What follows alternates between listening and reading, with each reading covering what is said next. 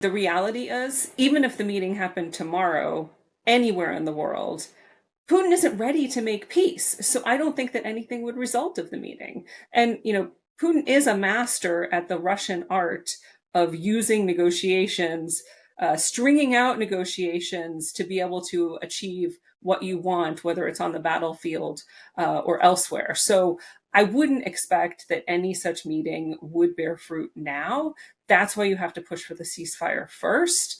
At the same time, it would be completely unreasonable to expect President Zelensky to go to Moscow, to the capital of the war criminals.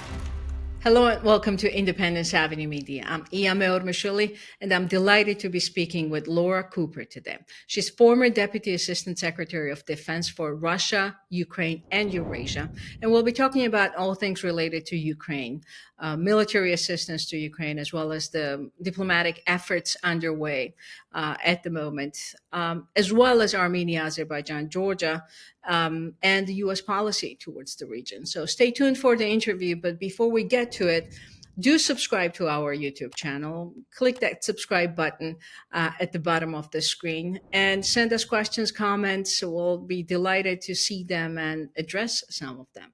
And with that, Laura, thank you very much for being with us today. I really appreciate your time. It's a pleasure to be here. Thanks for inviting me. Thank you. Let's start from the White House meeting on August 18th. European leaders, President Zelensky, President Trump. Do you think we're closer to peace in Ukraine after that meeting?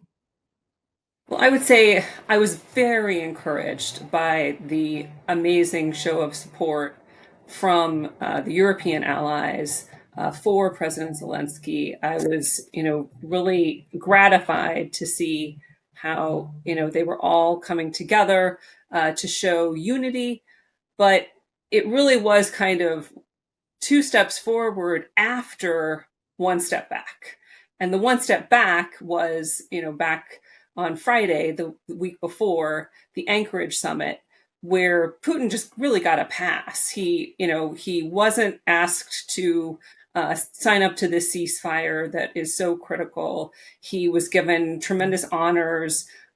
He was treated like a hero, not like a war criminal. So in the context of, Monday's meeting at the White House, it was a good recovery. President Trump responded pretty vocally to accusations that he came out on a losing side of that meeting.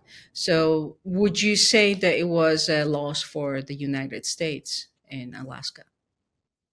Well, I think, it isn't wrong to want to use diplomacy to drive forward peace and to reach a solution that stops the killing. So that's a noble mission, and it's a cause that I appreciate that President Trump is taking up the mantle for.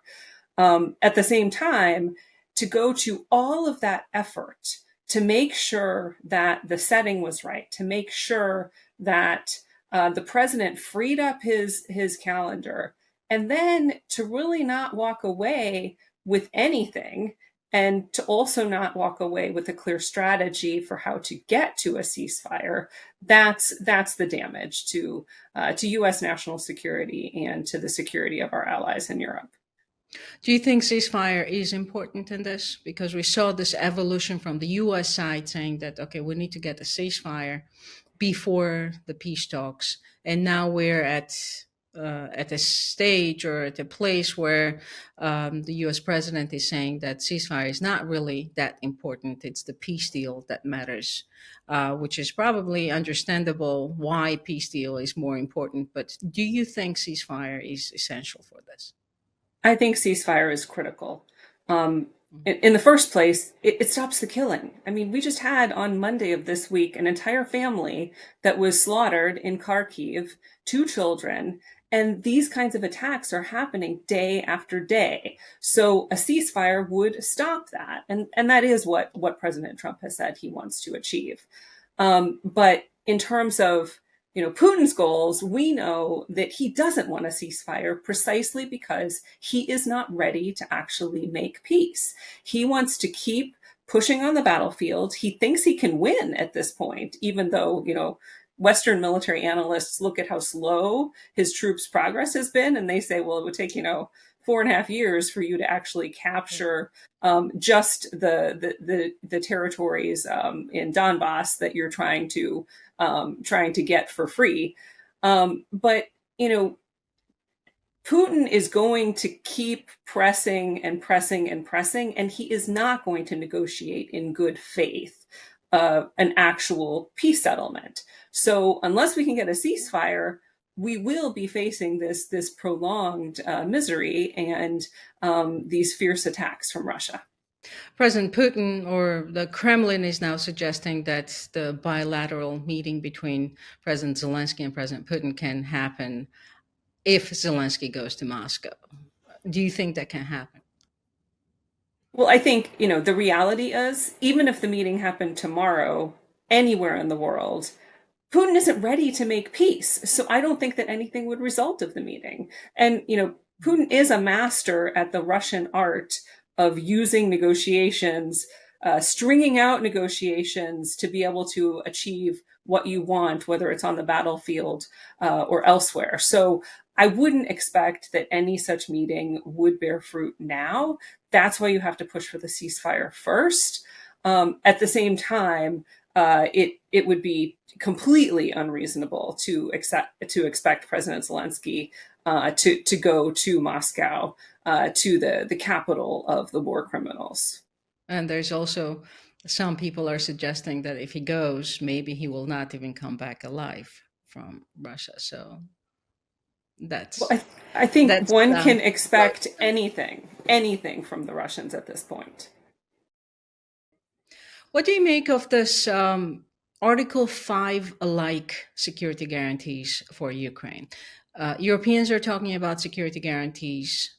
Ukraine has been asking for security guarantees since as early as even during the Biden administration. And definitely just before the minerals deal was signed. It was one of the requests or demands of Ukraine. And now we're talking about it. Do you have an idea of what's the framework on this? How can this work when Ukraine is not a member of NATO? So I think this is a topic that requires a lot of unpacking and a lot of discussion and debate among allies, not with Russia in the room, but among allies, to figure out how each of the countries that is supporting Ukraine can come together to offer something that collectively represents security guarantees that will, in fact, deter future Russian aggression. Because that's the whole point here.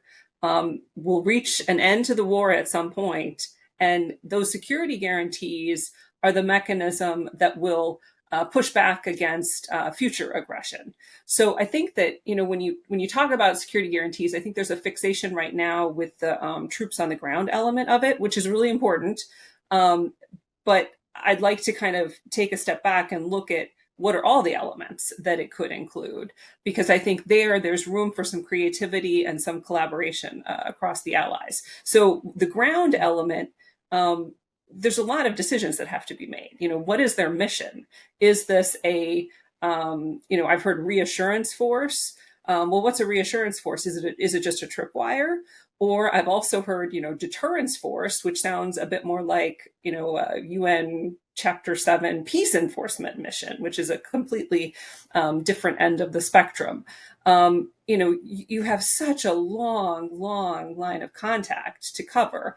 The numbers that we're hearing from Europeans that they could come up with would not be able to cover, you're talking like over 1,000 kilometers here. They would not be able to cover the full extent of it. So I think there's questions about the ground component and what it is, what its mission is. But that leaves a lot of other military aspects. What about the air component? We heard President Trump expressing some openness to the U.S. playing a role in the air domain. Well, lots of options there. I mean, it could be as simple as air domain awareness, which would tie into the military intelligence sharing that the U.S. has been doing, and that the U.S.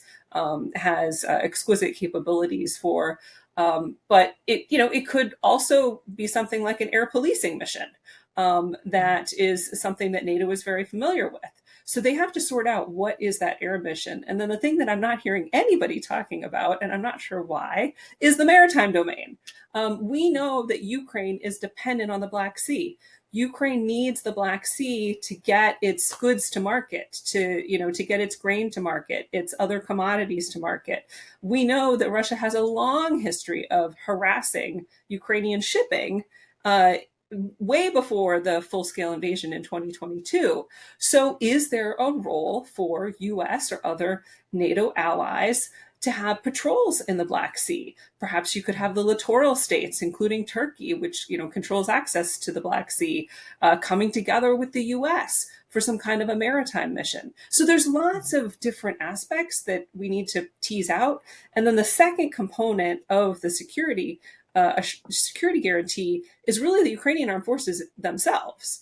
And they need this kind of long-term pledge of support for the kind of equipment that will allow them to, not just recover from this grievous war, but also build higher technology capability to deter future Russian aggression. Because everyone knows that in a new fight, if Russia goes back to war with Ukraine, the Ukrainian armed forces are going to be the front lines. So building that capability for the Ukrainian armed forces has to be part of the security assurances. And there's mechanisms. This doesn't have to be a breaking the bank kind of situation. I mean, you have the 300 billion in sovereign assets, Russian sovereign assets. Those could be tapped into.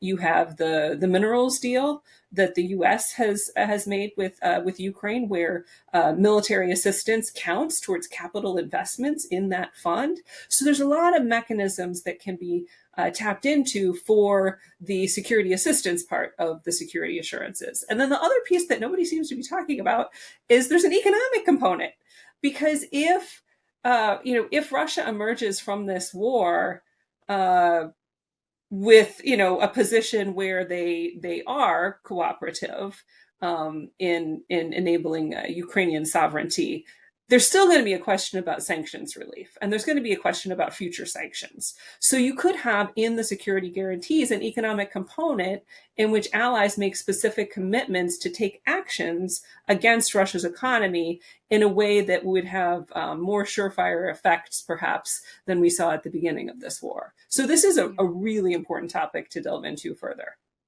Absolutely. And listening to you, I get the sense that you don't think that the peace is really close at this point, unfortunately. Well, I think we have to work through these issues with the allies. I think we have some military planners getting together today, actually, to start to think through these things. We have to work through issues with the Ukrainians to make sure that we're all on the same page in terms of what security guarantees look like, and we have to put pressure on Russia. Having solid security guarantees is one form of pressure, but it's not immediate enough to actually get Russia to be ready to truly go to the negotiating table. So I think we need to follow through on the sanctions that President Trump threatened. He started with secondary sanctions on India. China's still out there, and they are still, pouring money into the Russian economy with their energy imports. And then I think, we have to have that pressure on the battlefield. We can't stop security assistance flows to Ukraine now. Now is when they could have the most impact towards that lasting peace. Thank you for bringing that topic up. When you were at the Pentagon, you were very closely involved with security assistance to Ukraine. Is there an equipment or type of assistance that the U.S. can provide to Ukraine that will be a game changer on the battlefield? So I think throughout this whole war, we've been looking for game changers, and I wouldn't say that there is one weapon or one weapon system that can do that. And part of the problem is quantity, not just quality. You need a lot of just about anything to really have a game-changing impact. And there's a limit to what you can get out of U.S. and allied inventory just based on what defense industry can produce. But that doesn't mean that assistance right now isn't really important. And again, critical to bringing Russia to the negotiating table. So from the pipeline of U.S. assistance from the last administration, we certainly know that there was a large drawdown package that will only last so long. So I wouldn't expect that that the Ukrainian armed forces will benefit from these routine deliveries like they have in the past of basic ammunition, basic air defense interceptors, that sort of thing. But you also have Ukraine Security Assistance Initiative.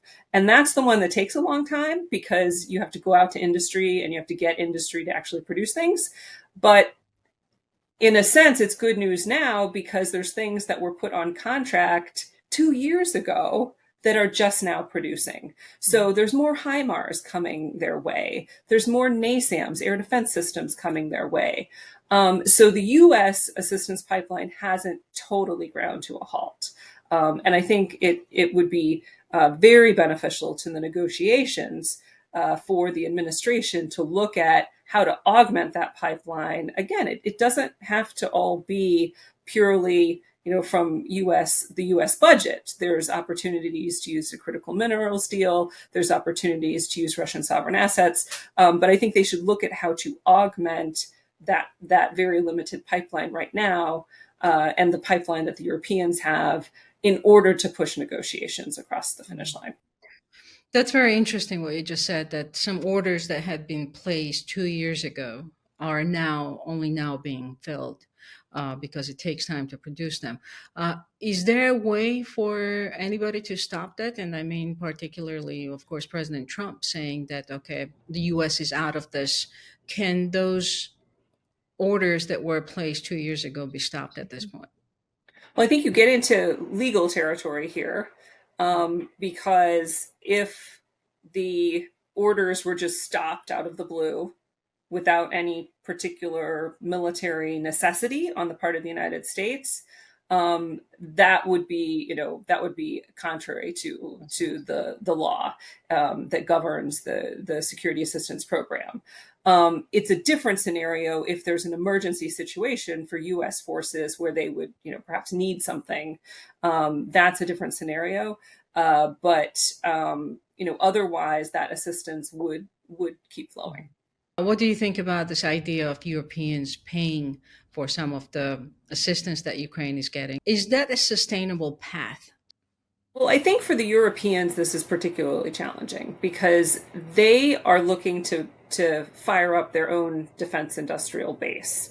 And they're actually doing a great job of it. I mean, especially if you look at German industry, it's amazing what they are producing today in terms of volume and in terms of quality versus just a few years ago. So they have to focus on their own defense industry, but at the same time, now they're sending funding to U.S. defense industry. I think that in the near term, in the next couple of years, even this probably is something that is sustainable.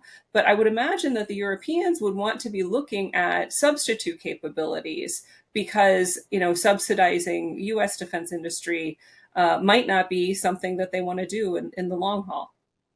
Well, this is fascinating, and I would love to continue the Ukraine conversation, but I also would like to take advantage of your time, which is very limited at this point, and talk to you about Caucasus. Because you were also working very closely with the countries in the Caucasus, and we have a major big breakthrough in the past couple weeks where Armenia and Azerbaijan signed a peace deal at the White House.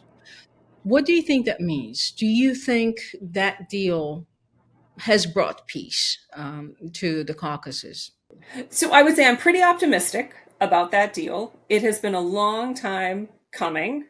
And I think both Armenia and Azerbaijan recognize that through this deal, they actually reinforce their own sovereignty. Because this is a deal where they're building their ties in a way that can enable cross-regional trade with the West. So it actually can connect the Caucasus with the West in a way that previously was only possible through very limited routes in Georgia. So it reinforces that bridge to the West. And it also, essentially kicks Russia out because Russia played absolutely no role in making this happen, and in fact was a huge obstacle to peace. And we know that both Armenia and Azerbaijan want to stand on their own 2 feet. They don't want to face malign Russian influence or occupation, and so this is kind of the first step. That said, it's just the first step.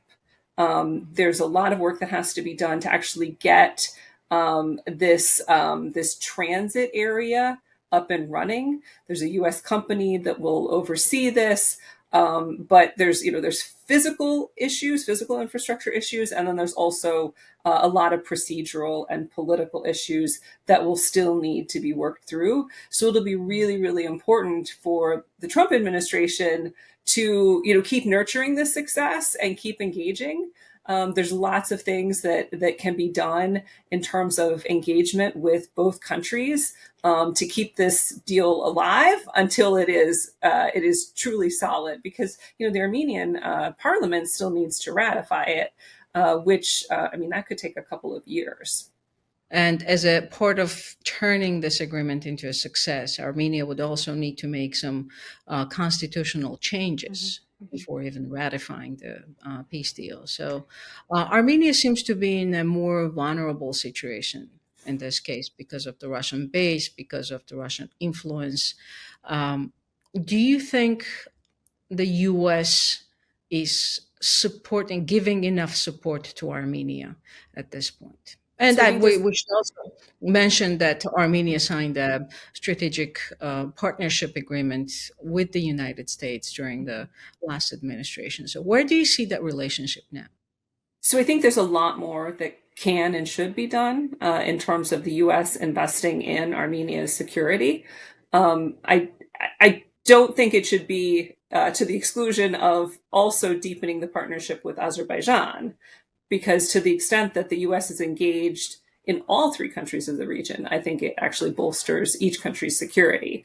But for Armenia specifically, my concern is that the people of Armenia aren't going to see the benefits of this agreement for quite some time. And so it's important to show that there are benefits and that there is a significant increase in the U.S. relationship with Armenia and really, the Western relationship with Armenia. It has really, really strong ties with many Western European countries as well. And that can take a lot of forms. I would have said economic assistance would have been one. This administration has chosen to dismantle most of the economic assistance architecture. Certainly military to military cooperation is another terrific one. And that's something that U.S. European Command has already worked on. They've, ginned up exercises with Armenia, and they can continue.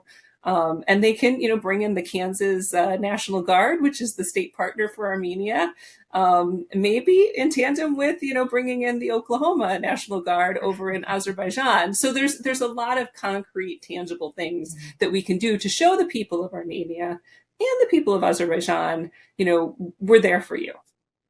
State of Georgia National Guard has a military partnership with the country of Georgia. And I would like to ask you a couple questions about Georgia. During the Biden administration, due to some of the domestic processes in Georgia, administration paused military exercises with Georgia. This year, we saw that an exercise was conducted. What do you think about that? Was it the right decision to pause it, and is it the right decision to renew it? How do you see U.S.-Georgia military partnership from your vantage point? So I think it was absolutely the right decision to have the military exercise. We are in a really dark place right now with Georgia, with the turning back from all sorts of reforms that were intended to strengthen Georgia and build Georgia's ties to the West, build its EU path. The current government has turned its back on that, and instead, in many ways, embraced Russia in a way that I find unimaginable from the early days of my working with Georgia that there would be such a strong sense of cooperation with Russia today in Georgia. So I think that in this dark, dark situation, the thing we have to avoid is showing the Georgian people that we've turned our back on them. And we know how the Georgian Defense Forces are important in the hearts of Georgians. We know this. They're the heart and soul of the Georgian nation. So continuing to cooperate with them, to provide them with the kind of training that they can use to legitimately defend Georgian interests, I think this is exactly what we need to continue to do, even as we press the government to turn back to the West and to pursue reforms. The U.S., through military exercises, through statements on international forum, anywhere, every time there was a statement about Georgia, U.S. was and is supporting Georgia's sovereignty, territorial integrity, non-recognition policy towards the Russia-occupied territories of Georgia. Do you think that's important? Why is the U.S. doing that, or why was the U.S. doing that thus far? And is that important in your view to continue for the Georgians to continue receiving this sort of support? I think it's incredibly important for us to stand up for the sovereignty of Georgia. I think it's important for the people of Georgia, who are in a very difficult situation now, but they need to know that the United States still stands up for their sovereignty. And it's incredibly important as a message to Russia. Russia can't think that it can get away with taking other countries' territory and calling it independent or calling it part of Russia. And if we, give in on this question of Georgian sovereignty, it certainly affects how Russia would think about our stance on other countries, Ukraine, but there's Moldova out there. This is not just an isolated case. So it's important for us to continue to stand up for sovereignty. Is there anything else you would like to say in 30 seconds before you have to go? Well, I'm excited about Independence Avenue Media. This is a great new outlet, and I wish you the best of luck with it. Thank you very much. I do appreciate